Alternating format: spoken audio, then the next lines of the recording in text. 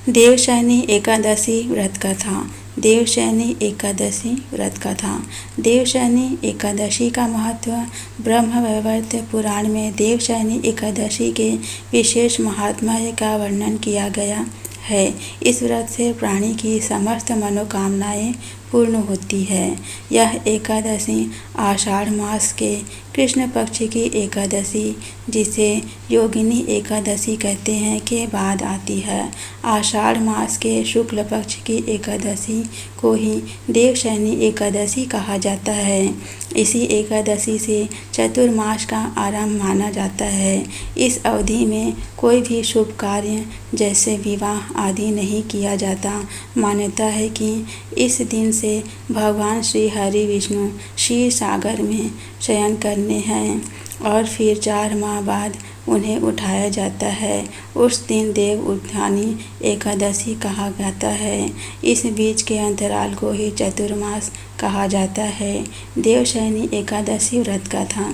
धर्मराज युधिष्ठिर ने कहा, हे केशव, आषाढ़ मास एकादशी का क्या नाम है? इस व्रत के करने की विधि क्या है और किस देवता की पूजन किया जाता है? श्री कृष्ण कहने लगे कि हे युधिष्ठिर, जिस कथा को ब्रह्मा जी ने नारद जी से कहा था वही मैं तुमसे कहता हूँ। एक बार देव ऋषि नारद जी ने ब्रह्मा जी से इस एकादशी के विषय में जानने की उत्सुकता प्रकट की। तब ब्रह्मा जी ने उन्हें बताया कि सतयुग में एक मंधाता नामक एक चक्रवर्ती सम्राट राज्य करते थे। उनके राज्य में प्रजा बहुत सुखी थी, किंतु भविष्य में क्या हो जाए यह कोई नहीं जानता। अतः वे भी इस बात से अनभिज्ञ थे कि उनके राज्य में शीघ्र ही भयंकर अकाल पड़ने वाला है। उनके राज्य में पूरे 3 वर्ष तक वर्षा न होने के कारण भयंकर अकाल पड़ा।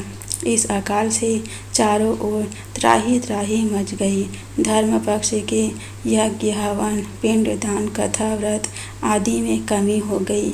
जब मुसीबत पड़ी तो धार्मिक कार्यों में प्राणी की रुचि नहीं रह जाती है। प्रजा ने राजा के पास जाकर अपनी वेदना की दुहाई दी। राजा तो इस स्थिति को लेकर पहले से ही दुखी थे।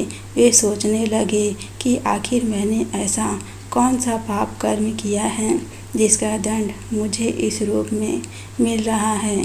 फिर इस कष्ट से मुक्ति पाने का कोई साधन करने के उद्देश्य से राजा सेना को लेकर जंगल की ओर चल दिए। वहाँ विचरण करते करते एक दिन वे ब्रह्मा जी के पुत्र अंगिरा ऋषि के आश्रम में पहुँचे और उन्हें साष्टांग प्रणाम किया। ऋषिवर ने आशीर्वाद उपरांत कुशल क्षेम पूछा। फिर जंगल में विचरने व अपने आश्रम में आने का प्रयोजन जानना चाहा। तब राजा ने हाथ जोड़कर कहा, महात्मन, सभी प्रकार से धर्म का पालन करता हूँ। मैं अपने राज्य में दुर्भिक्ष का दृश्य देख रहा हूँ। आखिर किस कारण से ऐसा हो रहा है? कृपया आप समाधान करें। यह सुनकर महर्षि अंगिरा ने कहा, हे राजन, सब युगों से उत्तम यह सतयुग है। इसमें छोटे से पाप का भी बहुत भयंकर दंड मिलता है। इसमें धर्म अपने चारों चरणों में व्याप्त रहता है। ब्राह्मण के अतिरिक्त किसी भी अन्य जाति को तप करने का अधिकार नहीं है, जबकि आपके राज्य में एक शूद्र तपस्या कर रहा है। यही कारण है कि आपके राज्य में वर्षा नहीं हो रही है। जब तक वह काल को प्राप्त नहीं होगा तब तक यह दुर्भिक्ष शांत नहीं होगा। दुर्भिक्ष की संभव है, किंतु राजा का हृदय एक निरपराध शूद्र तपस्वी का शमन करने को तैयार नहीं हुआ। उन्होंने कहा, हे देव, मैं उस निरपराध को मार दूं, यह बात मेरा मन स्वीकार नहीं कर रहा है। कृपा करके आप कोई और उपाय बताएं। महर्षि अंगिरा ने बताया, आषाढ़ मास के शुक्ल पक्ष की एकादशी का व्रत करें।